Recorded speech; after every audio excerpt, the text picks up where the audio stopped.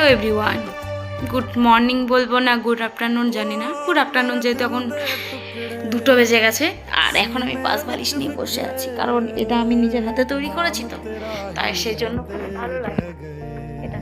যাই হোক, আর বাইরে প্রচণ্ড পরিমাণে রোদ, ঠিক আছে ওটা দেখতে হবে না। সামনে পুজো আসছে, তাই আমার কাজ অনেকটাই বেড়ে গেছে, কারণ পুজোতে একটু হাত খালি থাকবে না, মানে নিজেকে সময় দিতে পারবো না পুজোতে, না ঠাকুর দেখতে যেতে পারবো না কিছু, কারণ টেলারে তখন অনেক কাজ থাকে, যাওয়া হয় না। যাই হোক, কাজ নিয়েই ব্যস্ত থাকতে চাই, জীবনে কিছু একটা করতে হবে, কারণ ছেলে হোক বা মেয়ে হোক বসে থাকাটা উচিত নয় পর ভরসা হয়ে, ঠিক আছে।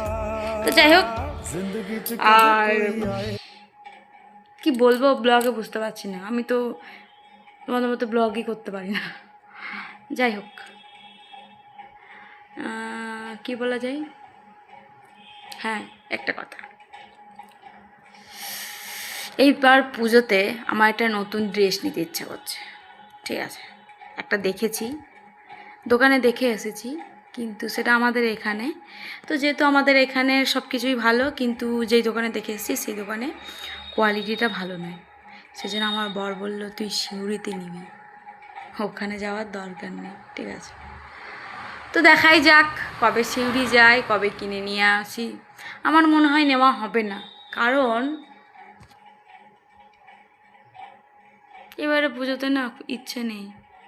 আমার দিদা চলে গেল, খুব কষ্ট প্রথমত, মানে হয়তো ভাববে আমি ভালোই আছি, কিন্তু ভেতরে ভেতরে কষ্ট হয়, আমার মন খারাপ করে, যেহেতু হয়তো মানে সবাই বলে তো যে জন্মদাত্রী মা জন্ম দিয়েছে, পেটে ধরেছে, হ্যাঁ ঠিক কথা, পেটে ধরেছে, কিন্তু আমার যে দিদা ছিল, মানে আমার মানে ঠাম্মা বলি, কিন্তু দিদা হয় অ্যাকচুয়ালি মায়ের মা, তো তার জন্য মন খারাপ অনেক করে। তো সে আমাকে এত বছর ধরে মানুষ করেছে, বড় করেছে, খাইয়েছে, পড়িয়েছে, লেখাপড়া শিখিয়েছে, হ্যাঁ বিয়েও পর্যন্ত দিয়েছে, ঠিক আছে। তো তার কথা পুজো এলে আরও বারবার বেশি বেশি করে মনে পড়বে,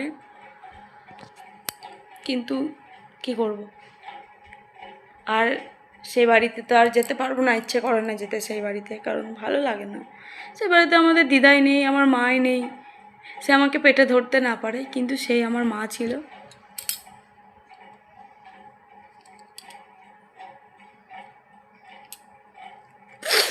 সেই আমার মা ছিল, আমার